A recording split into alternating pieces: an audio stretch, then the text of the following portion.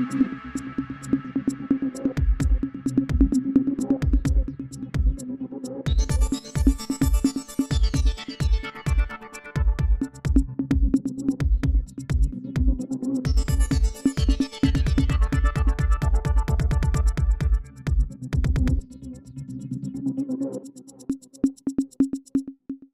সংবাদ আলোচনায় বসার কোনো পরিকল্পনা নেই সমন্বয়ক নাহিদ। সায়েন্স ল্যাব থেকে শহীদ মিনার অভিমুখী আন্দোলনকারীরা।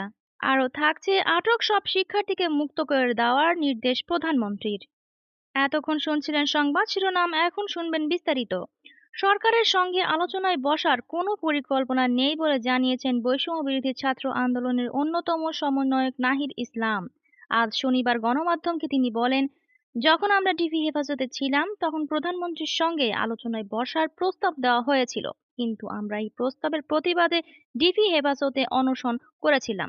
প্রসঙ্গত, কোটা সংস্কার আন্দোলনের নেতৃত্ব দানকারী বৈষম্য বিরোধী ছাত্র আন্দোলনের সমন্বয়করা শুক্রবার ঘোষণা দিয়েছেন, তারা সাম্প্রতিক হত্যাকাণ্ডের প্রতিবাদে এবং তাদের ৯ দফা দাবি আদায়ে রবিবার থেকে দেশব্যাপী অসহযোগ আন্দোলন শুরু করবেন।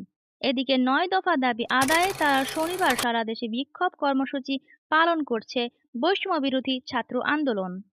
তাদের ৯ দফা দাবির মধ্যে রয়েছে প্রধানমন্ত্রী শেখ হাসিনার ক্ষমা চাও এবং স্বরাষ্ট্রমন্ত্রী আসাদুজ্জামান খান, সড়ক পরিবহন ও সেতুমন্ত্রী ওবায়দুল কাদের, শিক্ষামন্ত্রী মহিবুল হাসান চৌধুরী, আইনমন্ত্রী আনিসুল হক, তথ্য ও সম্প্রচার প্রতিমন্ত্রী মোহাম্মদ আলী আরাফাত এবং ডাক, টেলিযোগাযোগ ও তথ্য প্রযুক্তি প্রতিমন্ত্রী জুনায়েদ আহমেদ পলকের পদত্যাগ। এদিকে বৈষম্য বিরোধী ছাত্র আন্দোলনের পূর্ব ঘোষণা অনুযায়ী রাজধানীর সায়েন্স ল্যাব ছেড়ে শহীদ মিনারের দিকে রওনা হয়েছেন আন্দোলনকারীরা। আজ শনিবার বিকেল ৩টায় শহীদ মিনারের সমবেত হওয়ার কর্মসূচিতে বাস্তবায়ন করতে যাচ্ছেন তারা। দুপুর ২:৩০টার দিকে সায়েন্স ল্যাব মোড়ে অবরোধ তুলে নেন আন্দোলনরত শিক্ষার্থীরা। প্রায় ২ ঘন্টা অবস্থান শেষে তারা একটি মিছিল নিয়ে কেন্দ্রীয় শহীদ মিনার অভিমুখে রওনা করেন। এর আগে দুপুর ১২:৩০টা থেকে এখানে অবস্থান করে বিক্ষোভ করেন তারা। এ সময় বিপুল সংখ্যক পুলিশ নিউ মার্কেট রোডের প্রিয়াঙ্গন শপিং সেন্টারের সামনে উপস্থিত থাকলেও তারা শিক্ষার্থীদের কোনো বাধা দেয়নি।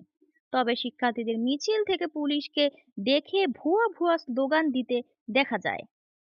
এদিকে কোটা সংস্কার আন্দোলনে আটক হওয়া সব শিক্ষার্থীকে মুক্তি দেওয়ার নির্দেশ দিয়েছেন প্রধানমন্ত্রী শেখ হাসিনা। শনিবার গণভবনে পেশাজীবী সমন্বয়ক পরিষদের কেন্দ্রীয় নেতাদের সঙ্গে বৈঠকে এ কথা বলেন প্রধানমন্ত্রী।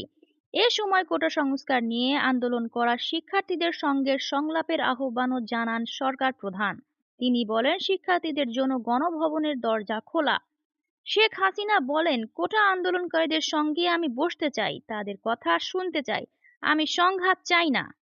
চলমান পরিস্থিতির মধ্যে আজ শনিবার বেলা ১১টার দিকে পেশাজীবী সমন্বয়ক পরিষদের সঙ্গে বৈঠকে বসেন শেখ হাসিনা।